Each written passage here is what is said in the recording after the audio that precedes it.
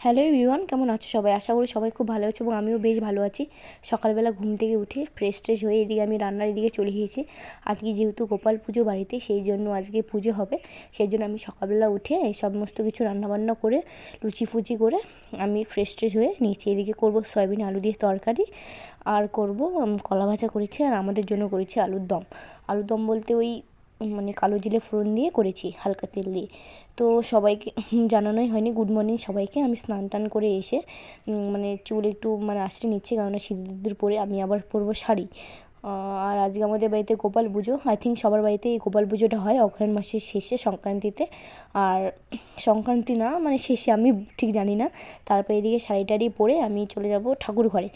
মানে একটু সাজুগুজু করে নিচ্ছি হালকা পাতলা করে, যেহেতু আজকে পুজো সেই জন্য কাজল পরে নিচ্ছি। আর আমি না কাজল পরতে বেশ ভালোবাসি। আমার কাজল খুব খুব পছন্দের একটা জিনিস। আমি কিছু না দিই অন্তত চোখে কাজল লাগাই। কাজলটা আমার খুবই ভালো লাগে। এই তো আমাকে কেমন লাগছে সবাই কমেন্ট করে জানাবে। আমি সেরকম মালা টালা কিছুই পরি না, মানে কোথাও গেলে আর বাড়িতে কোনো অনুষ্ঠান হলে তবেই পরি সব কিছু।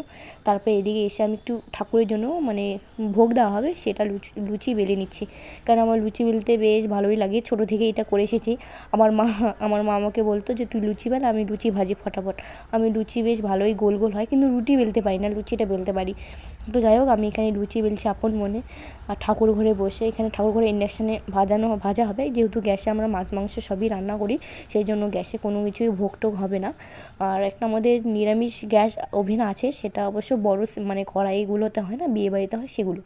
তো সেগুলো দিয়ে হবে না, এটা ছোটো জিনিসে ভাজবো, সেই জন্য ইন্ডাকশানে একটা নিরামিষ ইন্ডাকশান আছে, সেখানে ভেজে নেওয়া হবে সেই লুচিগুলো। আমি সমস্ত লুচি বেলে দিচ্ছি, শাশুড়ি দিকে ভাজছে। তারপরে এইদিকে আমাদের ঠাকুরঘরটা সব কিছু দিয়ে কেমন লাগছে সবাই কমেন্টে জানাবে। এদিকে আমাদের সব ঠাকুর, আমার গুরুদেব সব এদিকে ভোগ টোগ রেডি। লুচিটা এখনও বেরিয়ে দেওয়া হয়নি। এদিকে বুট টুট ফল, গোটা ফল সব কিছুই দেওয়া হবে ঠাকুরকে।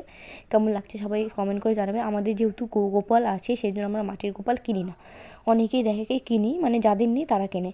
তারপরে এদিকে শাশুড়ি মা সব কিছু জোগাড় করে নিচ্ছে। আর এই তো লুচি সব এখানে দেওয়া হয়েছে ভোগের জন্য, পুরোটাই দেওয়া হবে। আর এদিকে সুজি করা হয়েছে থালার মধ্যে, এখানে পিস পিস করে মানে সন্দেশের মতো কাটা হবে। তারপরে এইদিকে পুজোটা মানে পুজো করতে চালু করে দিয়েছে এইদিকেই।